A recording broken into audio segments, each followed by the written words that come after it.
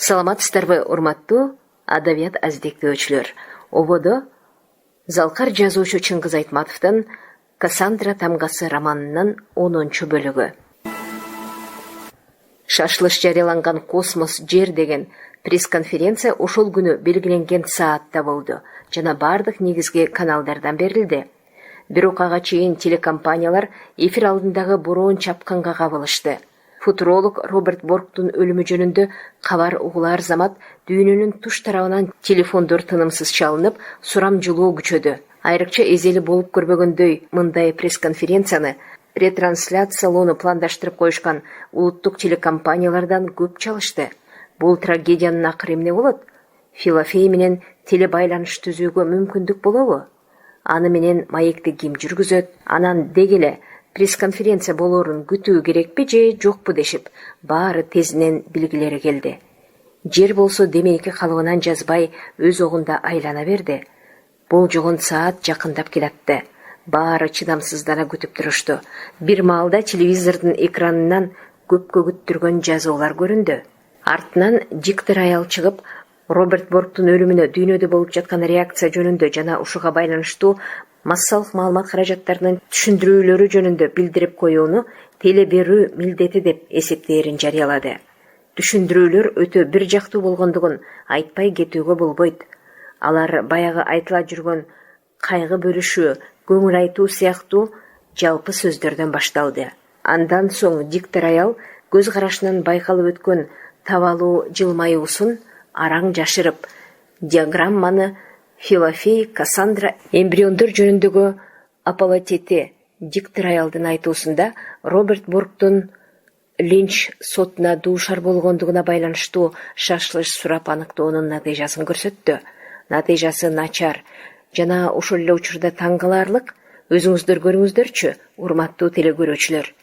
Бири-биринен даана айырмаланып турсун үчүн түрлүү түскө боелгон мамычалар түрүндөгү диаграммадан көрүнүп турду. Суроого жооп бергендер 83,7% толугу менен футурологдун тепкиленип өлтүрүлгөндүгүн туура дешкен. Ал турмак ошол топтогу респонденттердин 76%, эгер алар ошол жерде Нью Бериде болушса, ал космостогу Азазилдин таламдашын өлтүрүүгө сөзсүз өзүм катышмакмын деп чыгышкан. Суроого жооп бергендердин 11% жапайы топтун кылмыштуу ишин айыпташып, ал окуядан коомдун нравалык жактан бузулуп баратканын көрүшкөн. Ал эми респонденттердин калган азыраак бөлүгү окуяга таптакыр кайдыгер экендиктерин билдиришиптир. Андан соң телекөрүүчүлөргө ошол күнкү массанын көчөгө чыгууларынын социологиялык анализинин жыйынтыгын көрсөтүштү. Ал өлкөлөрдүн, шаарлардын, региондордун жана демографиялык, социалдык жана башка топтордун ушул окуяга катышкандардын узун тизмеси эле. Мындан деле болсо, бүткүл дүйнө дээрлик калктын бардык катмарлары тигил же бул формада космос монахы Кассандра тагын табуу үчүн жерге тапкыч нурларды жиберишине каршы нааразычылык туудургандыгы айкын болуп турду. Мында деле кишилердин ой чабатында, жүрүм-турумунда улутчулдук фактор көп таасир эткени көзгө көрүнөт. Бирок баарынан жаманы түрмөлөрдө болуптур. Балким бул качандыр бир кездеги Кассандра эмбрион, бирок туулууга мажбур болгон, эми минтип жарык дүйнөнү жаман көргөндүктөрүнүн жашырын сырын капысынан Филофей жарыя кылып салган адамдардын жүрөгүнүн тереңинде зилдеп жүргөн. Анан минтип козголоң менен бүткөн аңдап сезбеген жообудур. Антпесе бул үрөй учурган иштерди, бул күзөтчүлөр жана кошумча жардамга келишкен полицейскийлер менен болгон салгылашууну эмне деп түшүндүрүүгө болот? Эки тарап бири-бирине бетме-бет чыгышпадыбы? Бир тарабынын баштарында туулга, колдорунда таяк жана калкан. Экинчи тараптын колунда эч нерсе жок, бирок көкүрөктөрүндө кетпес кек, ыза, жаңкештиликтин жаалы. Ар кайсы өлкөлөрдөгү жана ар кайсы шаарлардагы абакчылардын козголоңунун кандай гана тышкы себеби болбосун, баланын баары кылган кылмыштары үчүн жаза мөөнөтүн өтөп жаткандар тарабынан өтө жаман кабыл алынган каргашалуу Кассандранын белгисинде эле. Ошол күндүн дагы кыйла жаңжалдарын журналисттер кабарлашты. Мисалы, моряктар нааразычылык билдиришип, деңизге чыгуудан баш тартышкан, кайсы бир порттон алынган репортаж ээлери таштап кеткен ээн үйлөргө окшоп кемелер жээкте турушат. Анан баарынын талабы космостук чагымчы Филофейди ракета менен атып түшүрүү. Орбиталык станцияны тапкыч нурлардын булагын жок кылуу. Планетанын туш тарабынан алынган ушуга окшогон окуяларга оперативдүү обзор жасагандан кийин гана акыры экрандан пресс-конференция баштала турган зал көрүндү. Залда эл жык-жыйым экени дароо көз көрүндү. Кишилер дубалга жөлөнүп турушту. Баскылыктарда, жерде отурушту. Отургандардын көзү сценада. Орбитадан Филофей көрүнө турган эбегейсиз ылайыкташтырылып жасалгаланган чоң экранда болду. Ал залга кыйгачынан келтирилип, сценанын капталына коюлган эле. Сценадагы столдун жанында экөө Энтони Юнгер менен телеберүүнү алып баруучу кеңири белгилүү Уолтер Шермет отурду. Ар биринин алдында микрофондордун түйүмү. Залдагылардын баары катуу толкунданып алышкан. Ал отургандардын мисирейген жүздөрүнөн, кооптоно жылтылдаган көздөрүнөн, созулган моюндарынан байкалат. Жан алгычтын өзүндө жалтанбай тартып алууга үлгүрүшкөн дасыккан фотооператорлордун аппаратураларын кармаган колдору билинер-билинбес калтарып, алдыда шараккан суудан кечүүдөн коркуп, жээкте чокмуруктушкон эчкилердей болуп турушат. Демейде сөзмөр, кашкабаш, сылаң короз Уолтер Шерметтин кесиптик көмөкөйүнө салып жылмаңдаганы анча жараша бербеди. Анын кымтыксыз жасанганы, актёрдук калбааттыгы бул жолу комсоо көрүндү. Кырдаалга ылайык келбеди. Энтони Юнгер тескерисинче өтө эле ойлуу отурду. Анын кайгыдан кабыргасы кайышып отурганы менен эч кимдин иши жок болчу. Жана ал аябай чымыркануу менен гана бүт эркин жумшап чыдап отурду. Анткени миллиондогон теле көрүүчүлөр алдында космос монахы Филофей менен маек курууга катышып, анда ал Роберт Боргту алмаштырышы тийиш эле. Анын үстүнө ошол күнү кечинде Дублинден колуктусу кетти, энеси экөө учуп келишмек. Пресс-конференциянын айынан аларды аэропорттон тосуп алууга үлгүрө албай, ого бетер көңүлү чөгүңкү. Жаак эттери түйүлүп, тиштенип отурду. Анын көз алдында өлгөн Роберт Боргтун тандап алган жолу туура экенине ишенген. Ал же туруштук берсин, же көчөнүн ышкырыгы жана ташбаран алдында өздөрү көктүп койгон жинденген сүрмө топко сырттан көз салып, Юнгерда Борг көргөндө көрүп калышы ажайып эместиги жөнүндө сүйлөшүп турушкан. Ордуктун командасындагы кечээки жолдошторунун шылдыңдуу жылмаюулары жана таң калгандай ийиндерин коушуруулары алдында өлсүн дегендей, тагдыр аны окуялардын авансценасына чыгарып таштаганын Энтони түшүнүп турду. Аңгыча дүүлүккөн көпчүлүктүн чыдамы жетер чегине жетти. Баары чечүү учурду Филофейдин телеэфирге чыгышын күтүп калышты. Ошондо комментаторлордон кимдир бирөө айткандай, аны камоого алып, жек көрүүчүлүктүн дүйнөлүк өртүнө түртүп киргизишмекчи. Баары ошондой болчудай көрүнүп калды. Жардырууну жакындатаарда секунданы тетирисинен санагандай ал учур жакындап келатты. Күндүз ооруканада Роберт Боргтун киши колду болуп өлгөндүгү жөнүндө тыянак чыгарылганда, жашын араң токтотуп, жест айткан эле. Энтони, эгер сени Роберт Боргтун тагдыры күтүп жатса, анда менин айтар сөзүм жок. Ал үчүн чындык баарынан жогору эле. Ал ошонун кунуна кетти. Бирок өзүң жөнүндө ойлон. Сен жашсың, көрөр күнүң алдыда. Роберттин артынан өмүрүңдү тобокелге салуунун кажети барбы? Сөздү узартып сүйлөө ошол учурда оор эле. Энтони кыска гана жооп катты. Мен айтканыңызды түшүндүм, Жесси. Бирок мен Роберт Борг тайсалдабаган нерседен тайсалдабас элем. Алар оорукананын холлунда чоң терезенин жанында сыркоолор менен дарылануучулардан оолак турушту. Күндүн нуру айнектен өтүп, холго төгүлөт, асманда айнектен караганда көгүш тартып мемирейт. Ары жакта клёндун баректери сабагында дирилдей саргаят. Футурологдун жесире күйүттөн мөгдөп, дүйнө көзүнө көрүнбөй турду. Ал ушул учурда эмнегедир жар башында улуган ээсиз жолбун итти эске салды. Жесси эмне кылар айласын билбеди. Жашы токтобой ага берди. Анан балким өзүн эптеп алаксытуу үчүн оюндагылары үн чыгарып күбүрөй берди. Роберт дайыма сүйүү, бул эки дарыянын кошулуп агышы дээр эле. Мен күлөр элем. Кооз сүйлөгөндө өтө жакшы көрөсүң да, Боб.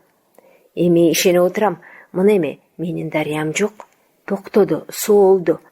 Ал дарыя мен болсо жээкке серпилип кала бердим. Анан алдагы кызыктай сырдуу сүйлөдү.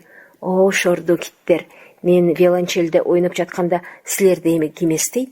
Айтылган сөздөргө Энтони аябай таң калды. Бул эмне дегениңиз деп, ал турсун сурагысы да келди. Бирок даабады. Күйүттөн айтылып жатса керек деп ойлоду. Анан кош айтышууга туура келди. Энтони телебайланышка даярданышы керек эле. Убакыт өтө эле аз калган. Жесси Чикагодан келчү кызы менен күйөө баласын күтүп ооруканада калды. Ошону менен алар эртеңкиге чейин кош айтышты. Энтонинин бир жерден жолу болду. Ал ооруканадан Дублинге телефон чалып, сапарга чыкканы жаткан Кетти менен сүйлөшүүгө үлгүрдү. Ал калдыстай түштү. Анткени алар келери менен үйлөнүү жөнүндө кам көрүү керек эле. Ошентип баары бир убакыт тогошту да калды. Мындай болорун ким болжоптур? Мезгил менен мейкиндикти тепчип өтүп, бири-бирин утурлай учкан метеориттер гана ушинтип кагылышы мүмкүн. Кетти менен сүйлөшүү да жеңил болгон жок. Кетти анын телефон чалышын күтүп жаткан жана анын тунуктогушу көз ирмемге бакыттын өзүн Энтонинин эсине кайра салды. Ага Кеттинин бар турпатынын баары, кирпиктеринин ирмелгени да, дем алганы да, баскан турганы да бакыт болчу. Далилдөөнү да, растоону да талап кылбаган бакыт болчу. Ой, Энтони, сенсиңби? Деп кубанып кетти Кетти. Мен сени качан чалат деп аябай күтпөдүмбү? Трубкадан сезилген тааныш демден ал ысып чыкты. Энем экөөбүз жарым сааттан кийин жолго чыгабыз. Кандайсың, Энтони? Күтүп жатасыңбы? Кечирип кой, Кетти. Менин да аябай тынчым кетти. Чалганга үлгүрбөй каламбы деп корктум. Анын эч нерсеси жок, жакында көрүшөбүз. Жөн гана сенин үнүңдү уккум келген. Эмне дебейсиңби? Бир зарыл иш чыгып калды. Азыр түшүндүрүп отурууга убакыт жок. Баарын кийин айтып берем. Сен менин атымдан энеңден кечирим сурап кой. Тилекке каршы мен силерди аэропорттон тосуп ала албай жатам. Таксиге отургула да анан... Эмне болду, Энтони? Ошончолук эле олуттуу бир нерсе болдубу? Ооба, өтө олуттуу. Ал узак сөз. Кыскарта айтайын. Бүгүн кечинде мен өлгөн Роберт Борктун ордуна пресс-конференцияга катышышым керек. Кандайча? Аны жаалданган демонстранттар өлтүрүп салышты деп радиодон беришпедиби? А сенин бул жерде эмне тиешең бар? Түшүнсөң, мен ошол Филофей менен космостук байланыштын уюштуруучусу болчумун. Филофей мененби? Жанагы Филофей мененби? Ооба, аны менен Роберт Борг бирге чыгып сүйлөшмөк. Эч нерсе түшүнбөдүм, Энтони. Эч нерсе. Мен кийин айтып берем. Кырдаалга жараша Филофей менен эми мен маектешишим керек. Мен кийин апам экөөңөргө түшүндүрүп берем, бирок башкарга жок. Кетти үнүн басаңдата чыгарып калды. Телефонун трубкасын колу менен далдалап алганын Энтони түшүндү. Жарайт, Энтони, кийин айтаарсың. Азырынча апама эч нерсе айтпай эле коеюн. Космостон кайдагы бир ажына бүт дүйнөгө бүлүк салды деп ал аябай тынчы кетип нааразы. Мен дагы кубанган жерим жок. Мен экөөңөрдү тең түшүнөм, деди Энтони. Бирок суранам, Кетти. Анан куру бекер эле тынчсызданбагандай болсун дейт. Кийин баарын шашпай айтып берем.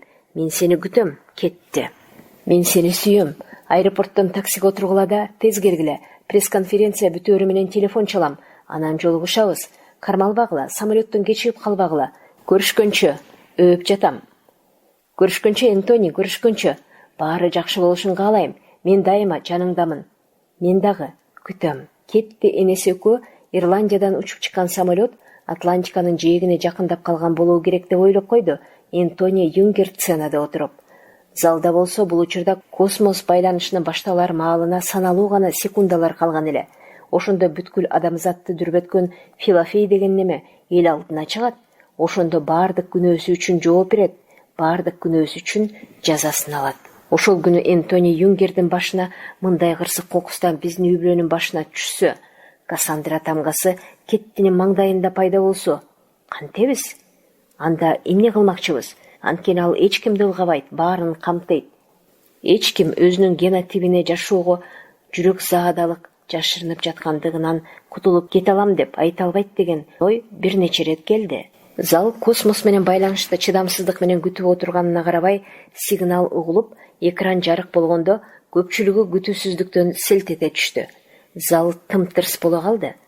Алып баруучу карбаластап элге кайрылып, Эмесе биз өзүн космос монахы Филофей деп атаган орбиталык станциядагы Илимпоз биологдун пресс-конференциясын трансляциялоону баштайбыз.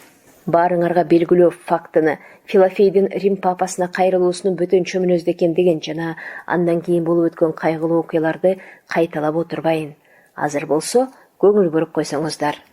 Экрандан бир нече ирет эфирдин өчүп жанган толкундарына буйдалган бүдөмүк бир нерсе караңданды.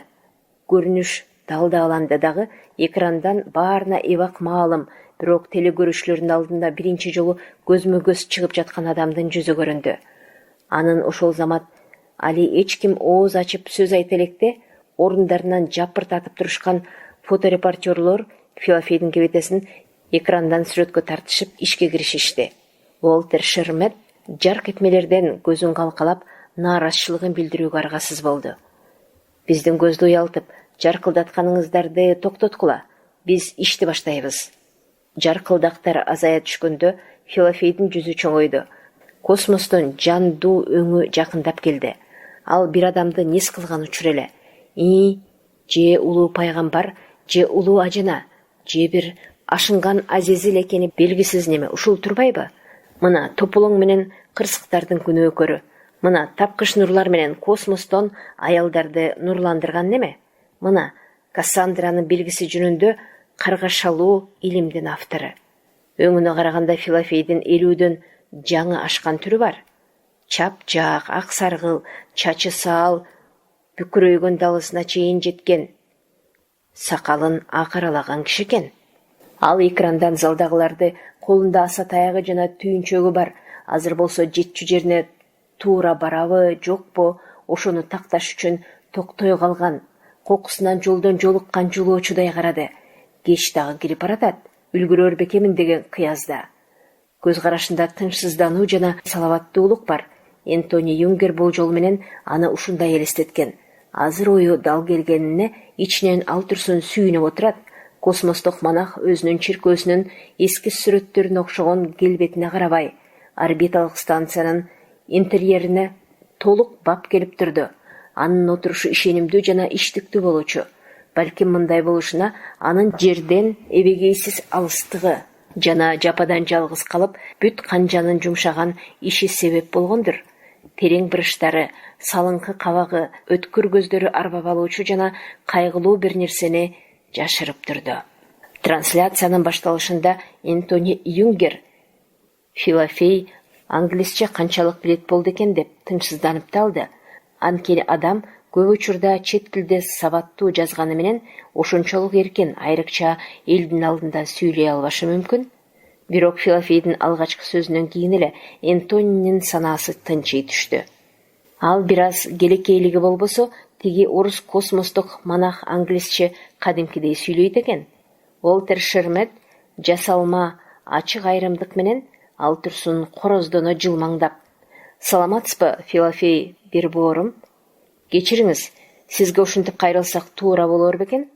дегенден баштап сөз шыр кетти. "Ооба болот", деди космос монахы. "Каалагандын баарына мен бир боормун. Ал эми ага эне болууну каалабагандар болсочу?" деп чымчый сүйлөдү Уолтер Шермет. "Ал ар кимдин өз эрки. Капачылык жок. Бирок ошол мени каалабагандар үчүн дагы мен көңүлүмдө бир боормун. Эмне үчүн аны ушунчалык ишенимдүү айтып жатасыз? Ошону менен сиз биздин опосуз дүйнөдөн жогору тургуңуз келип жаткан жокпу? Мага кандай мамиле кылышпасын, ар бир пенденин кайгы кубанычын бөлүшүү менин адамдык парзым. Болуптур дейли, мейли, жакшы. Бирок биздин жолугушууну ушул жагдайдагы өз ара мамиле тактоодон баштабайлы", деп такылдады Уолтер Шермет. "Мындан олуттуу, анан өзүңүз түшүнүп тургандырсыз, коркунучтуу иштер бар. Ал анан калса сиз менен Филофей бир боорум. Мындайча айтканда, биздин орбиталык станциянын бортундагы иш-аракеттериңиз менен түздөн түз байланышта. Биздин пресс-конференцияга келип отурганыбыздын себеби да ошол. Баса баштаардан мурда мен сизге отургандарды тааныштыра кетейин. Залда журналистиканын мыкчыгерлери. Түз телетрансляция жүрүп жатат. Мен алып баруучумун, аты жөнүм Уолтер Шермет. Менин жанымдагы Энтони Юнгер. Ал бүгүн эртең менен массалык нааразычылык билдирүүнүн натыйжасында каза болгон футуролог Роберт Борктун ордуна телебайланышка катышууда. Кечиресиз, болгондой айтууга туура келет. Ошол кайгылуу окуялардын себепчиси сиз болуп отурасыз. Кыскасы, Энтони Юнгер өзү таанышып, ой пикирин айтаар. Рахмат, Уолтер Шермет. Мен Энтони Юнгерди билем. Филофей тигинин сөзүн бөлүп, көз кырын Энтони Юнгер тарапка жиберди. Мен Энтони Юнгерди шайлоо алдындагы митингден улам билем, трансляцияны көргөм. Мен сиздин сөзүңүздү байкоосуздан бөлүп кеткен соң, айтарым айтайын. Мен ушул учурду, ушул жолугушууну күткөн элем. Мага жана сиз эске салып кеткен нерсе жөнүндө, акыл эсте жана жан дүйнөдө тутанган өрттүн жалыны космостогу мага кандай жетип жаткандыгы жөнүндө айтууга мүмкүнчүлүк бериңиз. Ооба, ал отту мен тутанттым. Ооба, ал чындык, бирок мен факелди, эретиктерди отко өрттөө үчүн эмес, адамдардын жан дүйнөсүн жарык кылайын деген ой менен кармап чыккан элем. Оюм ордунан чыкпады. Кайра баары караңгы түнгө айланды. Үмүт да болбойбу деп корком. А мен ушул жашка келип алып, баyooluk менен, албетте баyooluk чындык, салтанат курат деп үмүттөнгөн элем. Жаңылыпмын. Жан дүйнөнү жарык кылгандан ордуна тополоң түшүрүп, нааразычылык туудурган экенмин. Мен анын баарын телевизордун экранынан көрүп турдум. Бүгүнү бериде болгон окуяны да көрдүм. Мен Роберт Борк менен телевидение аркылуу жолугушууну күткөм. Ал жөнүндө мага кабарлашкан. Ал киши менен сүйлөшүүгө жан дилимден дилгир элем. Бирок адамды өзүнүн жанынан жырткычтарча тыбыттай тытып кетишкендиктерин көрдүм. Орустар айткандай, акыл эссиз жана аяосуз түрбөлөңдү көрдүм. Ал дагы менин күнөөм. Мен космосто жүрүп, мага Кудай өзү жиберген пикирлештеримдин өлүмүнүн түздөн түз себепчиси болдум. Силердин алдыңарда чөгөлөп кечирим сурайм, адамдар. Бирок эми кереги жок болуп калды. Киши колду болуп өлгөн Роберт Боркту өз жанымды кыйнасам да кайра тирилте албаймын. Мен ал үчүн жанымды курман кылууга даяр элем. Эгер силердин суроолоруңарга жооп берүүдөн мурда мен дагы бир нерсе айткым келет. Балким залдын бардык суроолоруна жооп берүүгө үлгүрбөстүрмүн. Алдын ала кечирим сурайм. Мен кетчү кишимин, жашай турган силерсиңер. Жашоо демек жоопту өзү табуу. Мени түшүнсөңүздөр жана колуңуздардан келсе, кечириңиздер. Коштошоор алдында бир гана айтайын дегеним, мен өз ачылыштарымды атак даңк үчүн, мен менсинүү үчүн жана өзүмө окшогон пенделерден өзүмдү жогору коюу үчүн жалпыга жайып отурган жокмун.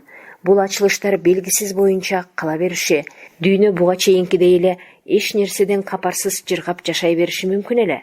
Бирок дайыма өркүндөп өөрчүп туруучу таанып билүү аркылуу дүйнөгө көзүбүз ачылышы үчүн биз түбөлүктүүлүктүн мааниси жана маңызы катары жаратылган жокпузбу?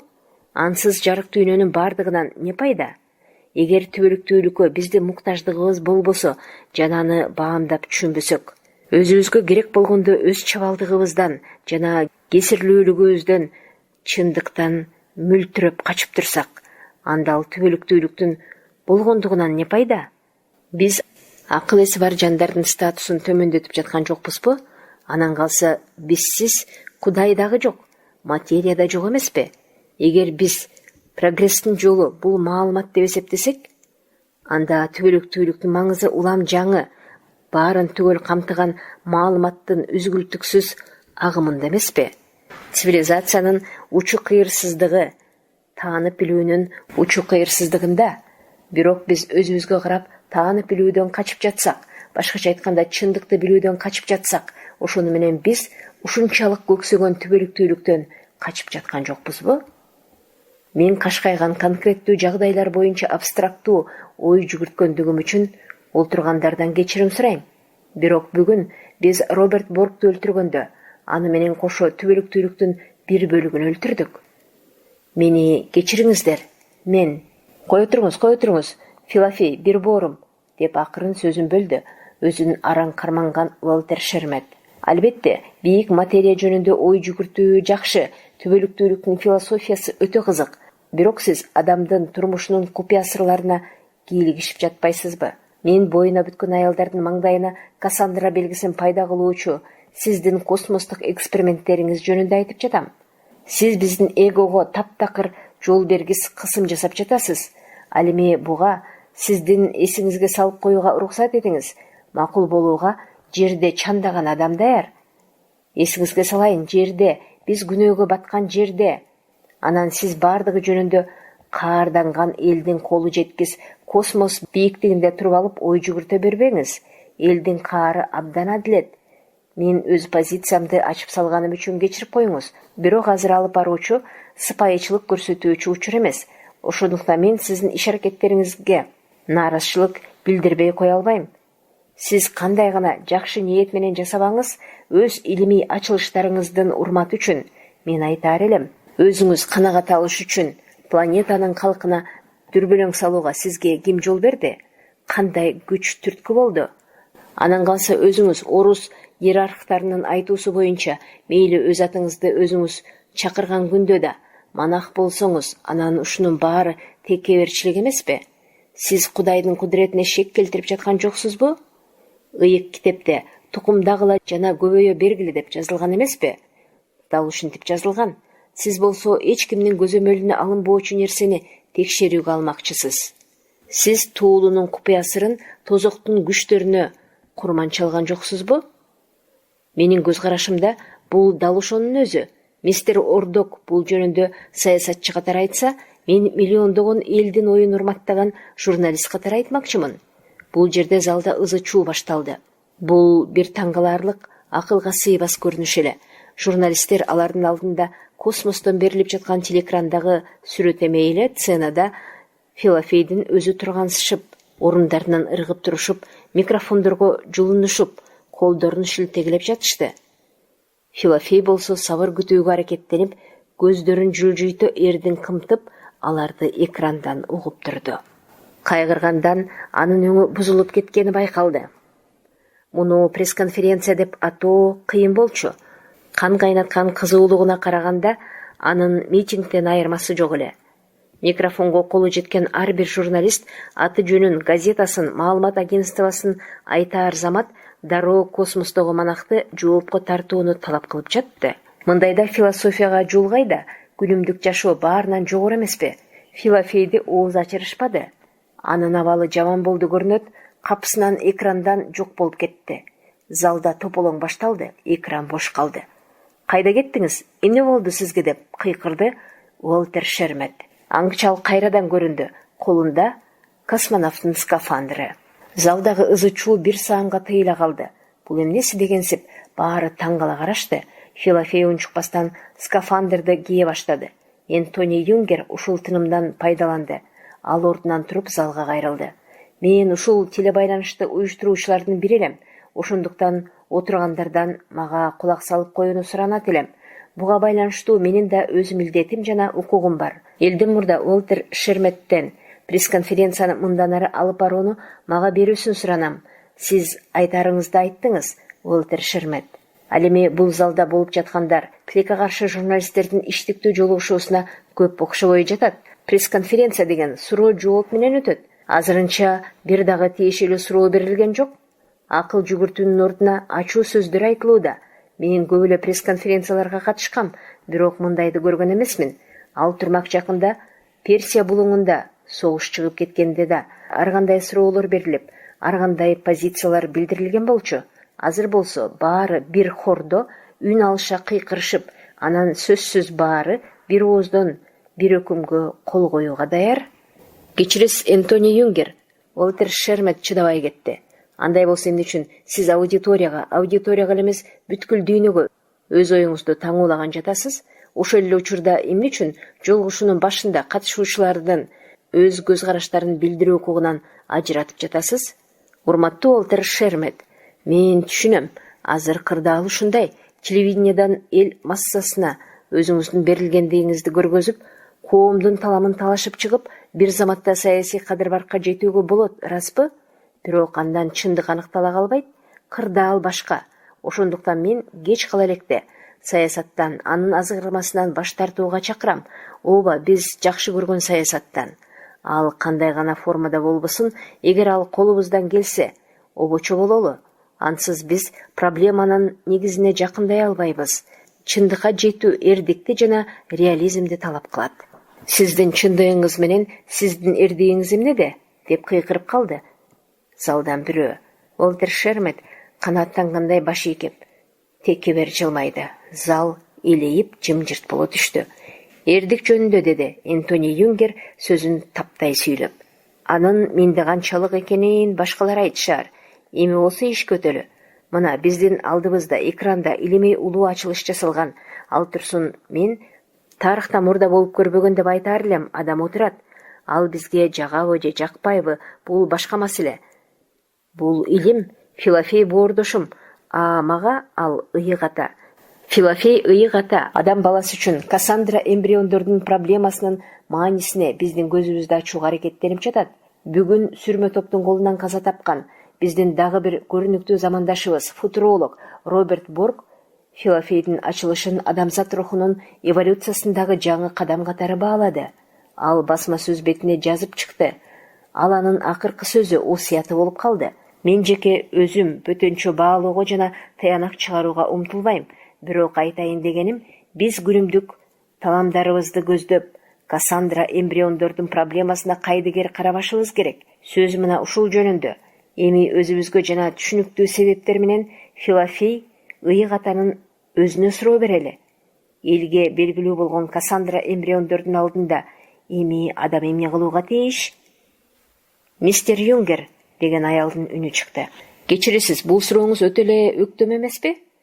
Кимдин алдында? Эмбриондордун алдындабы? Сиз тийиштүү суроолордун берилишин каалаган элеңиз.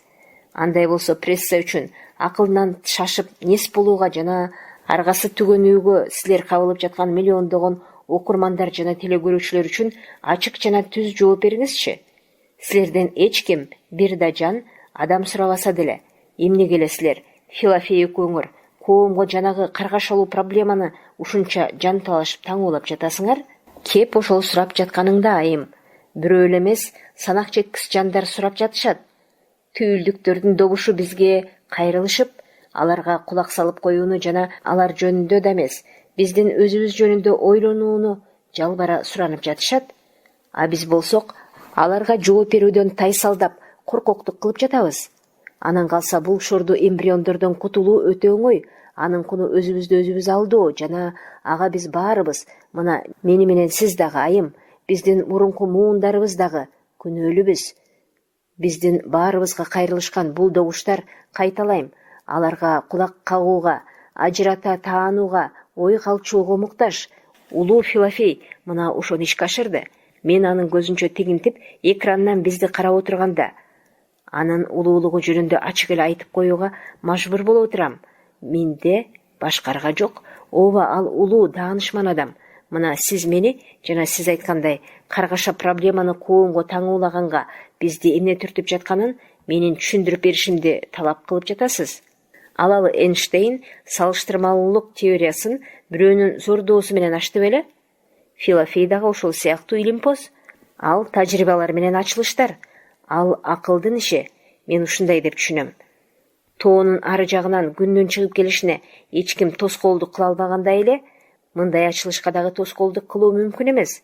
Биз адамдар, коом, мамилебизди тактап алышыбыз керек. Кеп мына ошо жөнүндө. Биз өзүбүзгө өзүбүз айтышыбыз керек. Адамзат мындан ары жашоонун жаңы стратегиясына муктаж. Ушул учурда Уолтер Шермет алдында стол үстүндө турган телефон трубкасын шап көтөрдү дагы кимдир бирөөгө кыска кайрылды. Коммутатор, сиз даярсызбы? Анан трубканы кармаган бойдон Энтони Юнгерге кыртыштай кайрылды. Филофей экөөңүздөрдүн риторикаңызга эл аралык коомчулуктун жообун уккуңуз келеби? Сиз ишенгиңиз келеби? Сиз эмнени айтып жатасыз? Биздин пресс-конференция төгөрөктүн төрт бурчундагы шаарлардын аянттарында көрсөтүлүп жатканын айтмакчымын. Дароо которулуп берилүүдө. Кана планетада эмне болуп жаткан экен?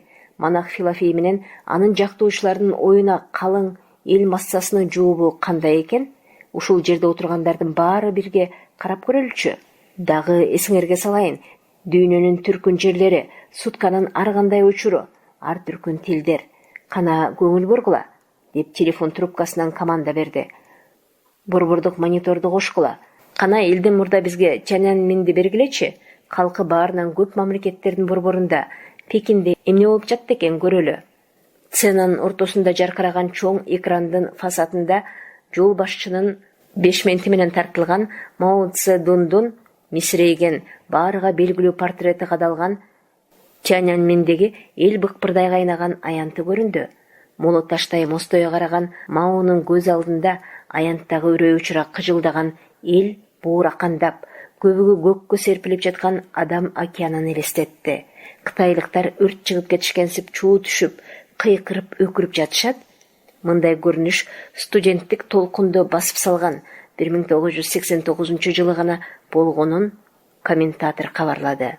Тяньаньменден бир ооздон чыккан кыйкырыгын уккула, деп улантты сөзүн комментатор. Ал мындай дейт: Филофейге өлүм, социализмдин душманы ракета менен атылып түшүрүлсүн. Зал кубара түшкөнү экрандан да байкалган Филофейди микрофондун жанында дем тартпай силейген Энтони Юнгерди команда берип жаткан Уолтер Шерметти карап турду. Эми Москваны, Кызыл Аянтты көңүл бургула. Кызыл Аянтта дагы ошол эле көрүнүш, таңкы өрүл-бүрүл, аргай жерде жагылган оттор, сүрмө топтун кыйкырыгы, өз атын өзү чакырган Филофейге өлүм, чагымчы ракета менен атып түшүрүлсүн. Анан ушул каны кызыган, дуулдап толкуган топтун үстүнөн экрандан бир нече рет караңдаган, олтургандардын эрксизден көңүлдөрү бурулган, үкүгө окшогон түнкү канаттуунун көрүнгөнү таң калыштуу эле. Ал канаттуу көзгө көрүнбөс жип менен байлап койгонсуп, бирде мавзолейдин, бирде Кремль сепилинин үстүнөн, анан кайра кыйкырып өкүргөн сүрмө топтун үстүнөн үрүл баралда жан аракетке түшүп, далбалактап учуп жөнөдү. Уолтер Шермет дүйнөнүн башка жерлеринен Берлин, Варшава, Монреаль, Рио-де-Жанейро алып көрсөтүүгө дембе-дем команда берип турду. Ошондо бардык жерде баягы эле кыйкырык менен бакырык угулуп, баягы эле Филофейге өлүм, шүмшүктүү ракета менен атып түшүрүү керек деген өкүм чыгарылып турду. Жетишет, мага кулак салып коюңуздар, деген сол жактагы экрандан Филофейдин үнү угулду.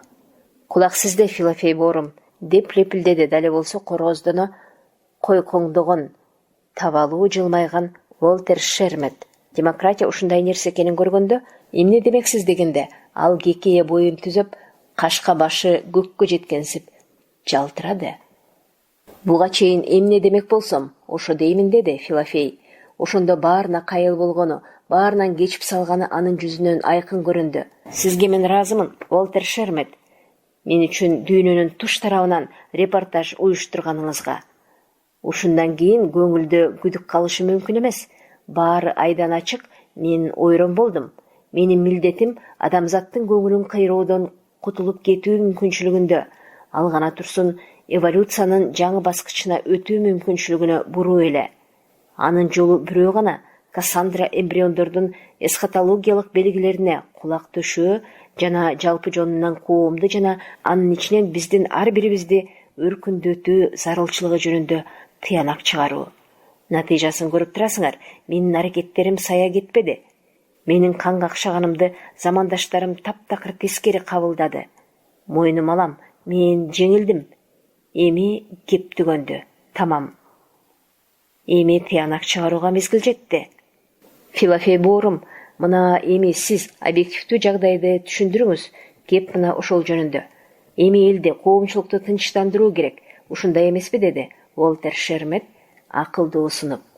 Ооба, демек ошондой, деп моюн сунду Филофей. Роберт Боркту өлүмгө дуушар кылган, болуп көрбөгөндөй нааразычылыктын күнөөкөрү мен болгон соң, Кудай алдында да, эл алдында да жооп берүүчү менмин. Мына эми ошол мезгил, кол менен кылганды моюн менен тартчу мезгил келип жетти. Менин кубанганым ушул тагдырым чечилүүчү саатта менин жалпы эл алдында, болгондугум жана алар менен акыйкаттарымдын ак экендигине ишенгендиги. Филофей боорум, деп сөзгө кыпчыла калды баягы эле Уолтер Шермет. Өзүн бул дүйнө көрүп жатканын жана ар бир сөзү алтынга тете түшүнүп. Филофей боорум, деди ал кайталап, биз сизден эч кандай аракет жасоону талап этпейбиз. Эл массасынын каны кызып турганы рас, бирок сиз аларды ушуга мажбурладыңыз. Ооба, мен түшүнүп турам аны, жооп катты Филофей. Жылуу сөзүңүз үчүн рахмат. Бирок мен жасаган иш ойлонбой жасалгандардын бири эмес. Ал үчүн мен жооп беришим керек. Эгер менин ачылышымды, менин идеяларымды дүйнө жүзү жан дүйнөнүн өзүн өзү жаңыча таанып билүүсү катары караса, же максатыма жетеримди, же ойронум чыгып жеңилип, өзүмдүн ачылыштарымдын курмандыгы болорумду, анын урандысы алдында калып өлөрүмдү билгемин. Башкача болушу мүмкүн эмес эле. Мен эмнеге башымды сайганымды билгем. Менин акыркы сөзүм мына ушул. Адамдарга кандайдыр бир карасанатайлык кылайын деген ойдон алыс элем. Бирок иш жүзүндө баары башкача болуп чыкты. Жакшы оюм жамандыкка айланды. Имандын алдында баарыбыз алсызбыз. Бирок мен ачылышымдын өзүнөн, Кассандра эмбриондордун феноменинен, алардын эсхатологиялык кабарынан баш тартпайм. Кыямат кайымдын келиши биздин өзүбүздө, арампөштүктүн жыйылгандыгында, биздин ойлогон оюбуз менен жасаган иштерибизде экендигин жана алар кризисти жакындаткан адамзаттын генетикалык коруна таасир берип жаткандыгын кишилер билүүгө тийиш. Ансыз кеч болуп калат. Зал уу-дуу боло түштү. Нааразы үндөр угулду. Отургандардын бири микрофонго ачууланып кыйкыра баштады. Коркутканыңызды токтотуңуз. Мен коомду коркутканды дароо токтотууну талап кылам. Мен ачык эле жарыялап коеюн. Биз адамзатка космостон бийлик жүргүзүүнү көздөгөн Азизилди көрүп турабыз. Ооба. Мурдагы өкүмдарлардын бири да мындай бийлик жөнүндө ойлой да алышкан эмес. Мейли Гитлер, мейли Сталин болсун. Алар канды суудай агызышканда кете беришкен. Абы болсо космостон туруп алып, коркутуп үркүтүү аркылуу дүйнөлүк үстөмдүккө умтулууда. Бул азыр элдин каарынан алыс. Ошого ишенип алып, адамзатты каалагандай калчап жатат. Энтони Юнгер чыдабай кетип, ал да микрофонго жолонду. Мистер, мен сиздин ата жөнүңүздү билбейт экенмин. Микрофонго кайрылгандан мурда кур дегенде ким экениңизди залга айтып коюшуңуз керек. Меники айтыла жүргөн эле ысым. Смит, Джон Смит. Эмесе мындай Джон Смит. Атайымбы же билбегениңизденби, бирок сиз иштин чындыгын бурмалап жатасыз. Сиздин эркиндигиңиз менен укугуңузду эч ким бузуп жаткан жок. Сиз өз каалаганыңыздай жашай бериңиз. Бирок ачылыш жасаган, адамзат тарыхында улуу ачылыш жасаган окумуштуу сиздин көңүлүңүзгө бүлүк түшүп калат экен деп, өзүнүн илимий изилдөөлөрүнүн натыйжаларын коомдон жашырып кое албайт. Жана жашырууга да тийиш эмес. Филофейди чындыктан тыюуга, өзүнө каршы чыгууга мажбурлоого болот. Бирок факт деген факт. Кассандра эмбриондор бар жана кала берет. Мындан ары Кассандранын белгиси биздин өзүбүздө бугуп жаткан арамдык жөнүндө билдирген. Ошондуктан биз өзүбүз алдабашыбыз керек. Болгон ишти өзүбүздөн жашырбашыбыз керек. Тескерисинче биз, кандай айтсам тагыраак болор экен, аскер ишинде окко көкүрөк тосуу деген түшүнүк бар.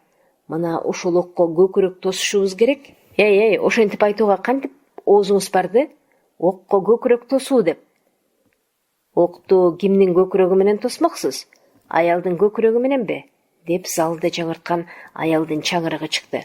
Сизди да эркек дейт, Аялдардын тагдырын бийлөөгө ким укук берди эркектерге? Каргыш деген патриархат ушул жерден да өзүн көрсөткүсү бар. Мен окко көкүрөгүмдү тоспойм этпейм. Менин маңдайыма жанагы ыплас жана абийирсиз Кассандра белгисинен чыгышын каалабайм. Кечиресиз, экрандан Филофейдин үнү угулду. Кечиресиз, Кудай отурат. Сиздин сөзүңүздү бөлөйүн деген оюм жок эле. Бирок Кассандранын белгиси ыплас да эмес, уят да эмес экенин айтып коюшум керек. Таптакыр андай эмес. Мен жана да түшүндүргөм.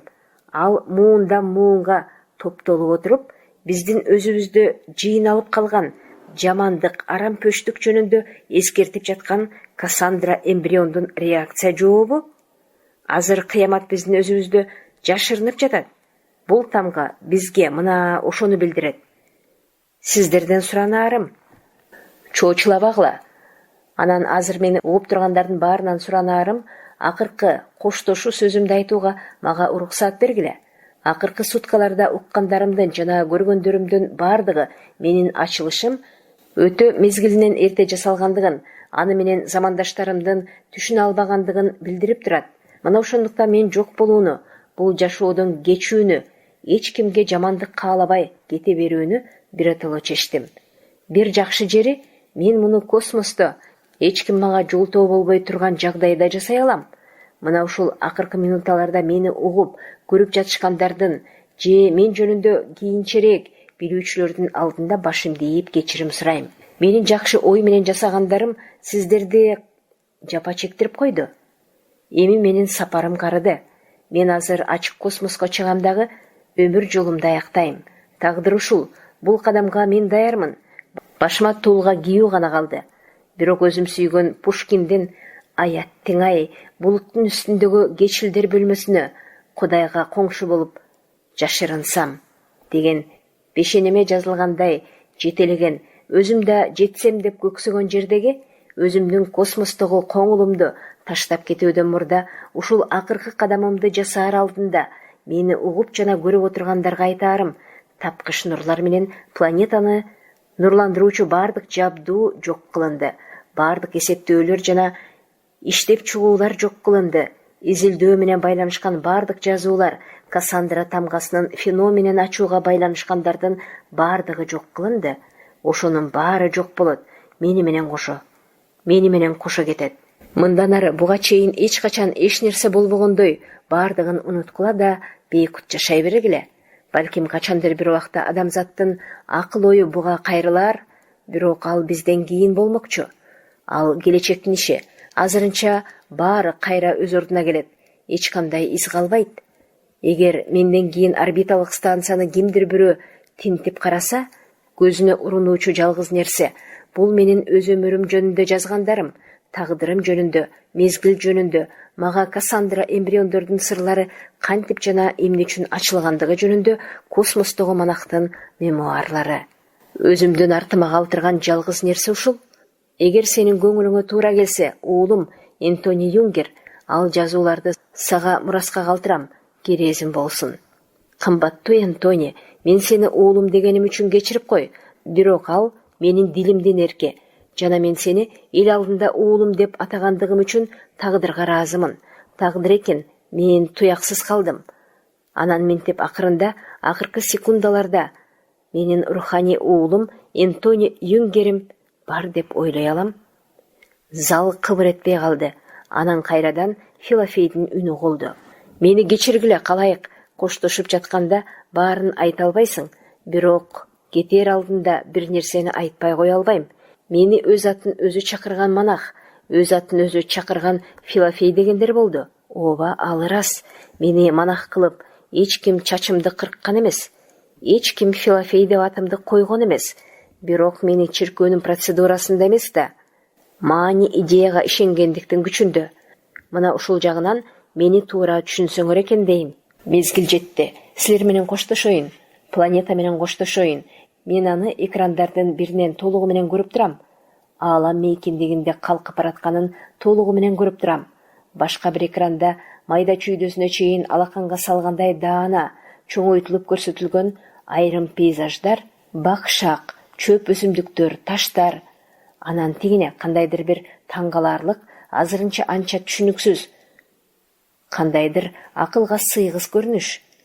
Эгер орбиталык монитордогу көрүнүп жатканды жерге алып берүүгө техникалык жактан мүмкүнчүлүк болсо, аны өзүңөр деле көрөсүңөр. Ана, менин оң жагымдагы экранды карагыла, тигине деңиз көрүндү. Бул океандын жээги Атлантика океаны. Карагыла, тоодой толкундар жээкке келип урунууда. Анан тигине көрүп турасыңарбы эмне болуп жатканын? Силер киттерди көрүп турасыңарбы? Тигине өзүнчө бир үйүр. Алар тоодой болуп океандан сүзүп чыгышты. Ана, карагыла. О, шумдук. О, аламат. Киттер күү менен барып боюн жээкке урушууда. Карагыла, бул эмне деген укмуш? Булар жанынан кечкен киттер. Аларга эмне болду? Эмне үчүн жээкке бой таштап жатышат? Алар жанынан кечүүгө эмне себеп? Бул эмнеси? Буга эмне мажбурлады аларды? Аларды өлүмгө айдаган жан чыдагыс бир жаман нерсе бар? Же бул биздин акыркы ниетибиздин дал келип отурганыбы? Күнүнө, саатына чейин Киттердин өздөрүн өлүмгө кыйган себебин мен түшүнө баштадым көрүнөт. Бул кубулуштун маңызына терең кире албаганым өкүнүчтүү. Жашоонун бул укмуштуу сырын билүү үчүн эми убакыт жок. Роберт Борк деле ушунун өзү. Анын макаласын окуп чыгып, ой жүгүртүүсүнүн тереңдигин түшүнө баштадым. Бирок жазгандарда айтылбаган дагы бир нерсе калып жатат. Мен бири-бирибизге чечилебиз го, анан бизге рухту жаңыча түшүнүү ачылат деп күткөм. Бирок үлгүрбөй калдык. Тагдыр буйрбаптыр, киттер да ошол. Аларга тил бүткөндө биз канча нерсени билген болор элек. Мен кармалып калдым. Мен алардын үнүн уккансып жатам. Киттер мени өздөрү менен кошо чакырууда. Мен да алардын артынан кеттим. Мен да ошол боюн жээкке таштап, жанынан кечкен киттердин өзүмүн. Эми акырында Роберт Боркко кайрылганым. Мен сенин алдыңда айыптуумун. Мен киттер менен кошо сага жөнөдүм. Кошкула.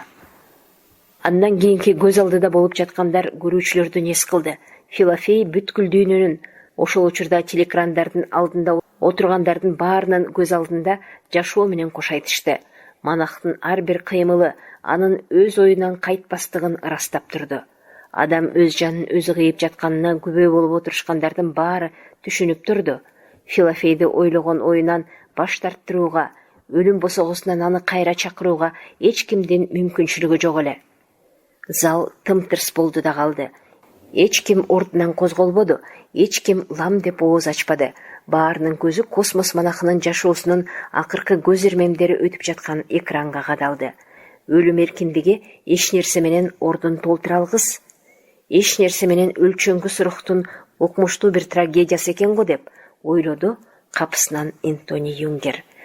Аңгыча Филофей башына оор космостук тулганы кийди. Аны комбинезонунун жакасына топшулап жатканы көрүнүп турду. Мына ушул учурдан тартып, анын өңү бүдөмүк болуп калды. Баары даяр болду. Эми борттон сыртка чыгуу гана калды. Филофей кылчайып карады. Балким бир нерсе айткан чыгар, бирок сөзү кулбады. Коштошуу үчүн колун булгалады да, ачык космоско бой таштоо үчүн люкту карай кадам шилтеди. Люктун эшиги жылып ачылды да, Филофей боштукка кадам таштады. Ал жылдыздар арасындагы мейкиндикке кадам шилтеди. Үстү да, асты да, сол тарабы да, оң тарабы да, горизонту да, чеги да, ченеми да болбогон чексиздикте коколой башы калды. Ал калкып калды. Анан космос кораблинен улам алыстагандан алыстап, бейтарап каалгып баратты. Ал салмаксыздыкта каалгый берип, бир маалда көрүнбөй калды. Сиздер залкар жазуучу Чыңгыз Айтматовдун Кассандра тамгасы романынын 10 бөлүгүн уктуңуздар. Окуган Кипариса Сурахманова, чыгарманын уландысы кийинки чыгарылыштарда.